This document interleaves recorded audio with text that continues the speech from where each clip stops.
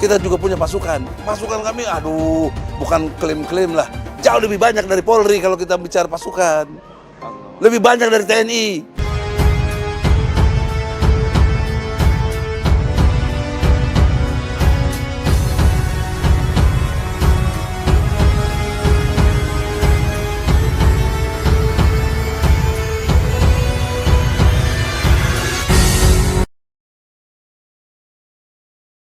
Dan Undang-Undang Dasar 45 yang sangat menerima atau berkesesuaian dengan penjelasan dari nilai-nilai tauhid tadi.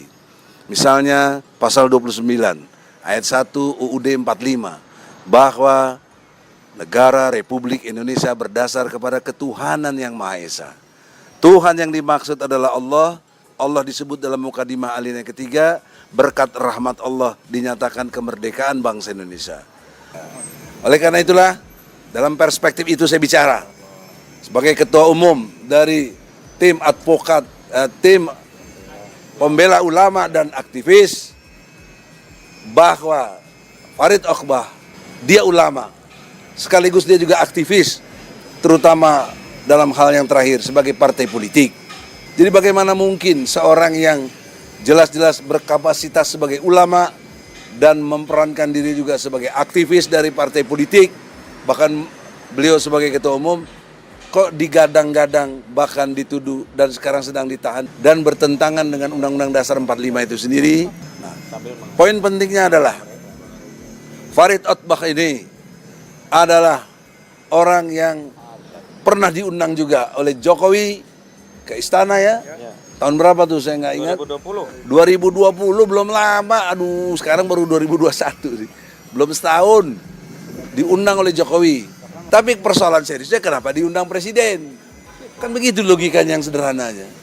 Nah, oleh karena itu harusnya batal demi hukum bahwa Farid Oqbah adalah pendakwah sisi lain. Dia ulama, kami membela ulama karena ulama adalah pewaris dari para nabi.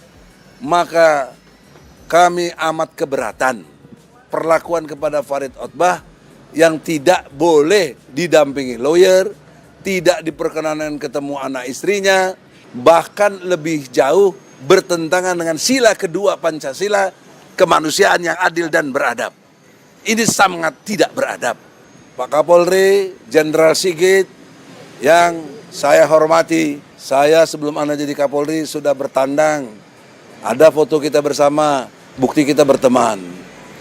Nah sekarang, saya sebagai teman sekaligus sebagai advokat, minta audiensi, mengapa belum dijawab? Apa gerangannya? Apa kekeliruan kita? Di samping saya ini ulama ini, yang nggak mungkin berbuat bohong dan lain sebagainya. Kami mendengar, sejak kasus yang kotak amal di Lampung, seterusnya, sampai dicurigai dengan konteks dakwah. Kemarin kotak amal, sekarang dakwahnya yang dipersoalkan. Sudah masuk substansi ajaran Islam. Perlu diketahui ya, bagi yang non muslim, bahwa jihad ini adalah bagian dari ajaran Islam. Ada dalam surat Al-Baqarah ayat 218, jihad untuk menegakkan sistem tegaknya ajaran Islam. Inilah pekerjaan dari Farid Oqbah. Kenapa dia harus bikin partai? Karena di sini aturan mainnya untuk berkuasa pintunya lewat partai. Jadi kita sudah sangat bertarung dalam pengertian demokrasi. Oleh karena itulah dengan hormat kami bertanya, kapan kita diterima? Kalau enggak jawablah surat kami. Kami enggak bisa terima, alasannya begini-begini.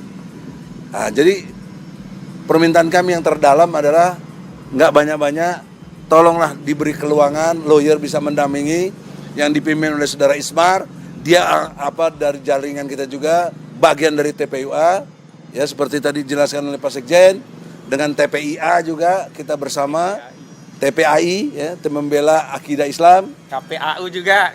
KPAU. KPAU apa sih kata tadi?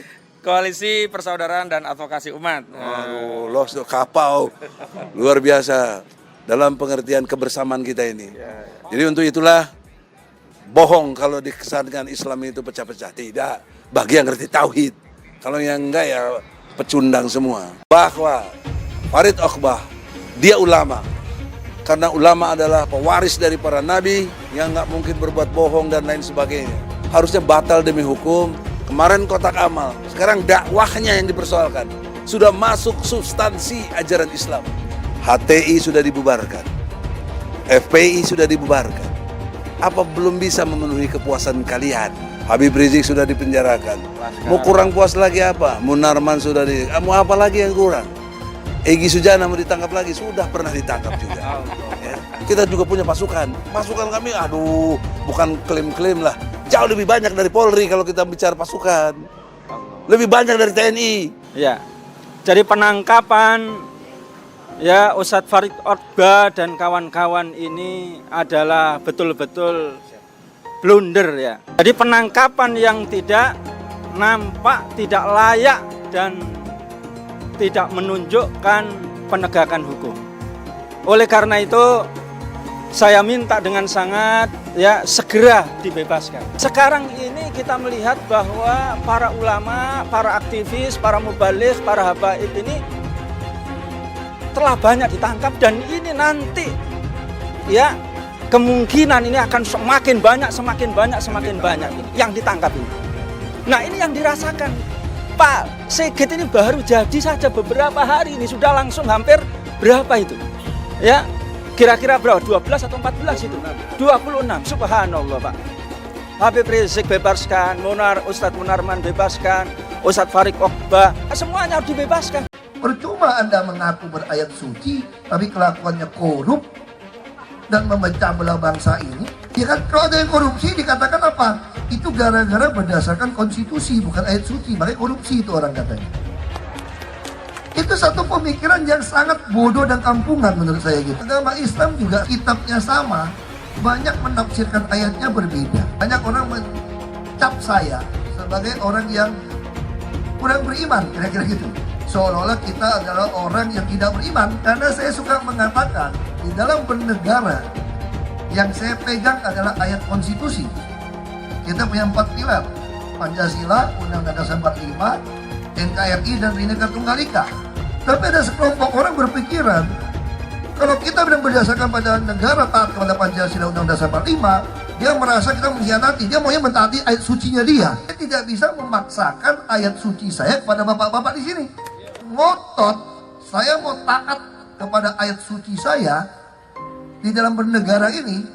Saya kira Bapak Ibu akan nyatakan Bali merdeka saja, saya kira-kira gitu. Artinya apa? Kalau ini semua terus dilakukan, maka yang melakukan inilah pengkhianat bangsa dan negara, memecah belah NKRI, supaya saudara-saudara kita yang pikirannya sempit dan chauvinis seperti ini mulai sadar. Bangsa ini didirikan, bangsa ini bisa ada bukan diperjuangkan oleh darah atau nyawa sekelompok agama tertentu. Kita semua berbagian di dalamnya. Agama musuh besar Pancasila. Indonesia itu harus memisahkan antara agama dan negara.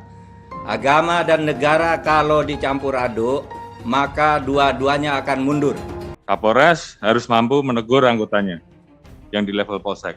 Demikian juga Kapolda harus melakukan langkah tegas terhadap anggota-anggota di bawahnya. Kalau nggak mampu, saya ambil alih.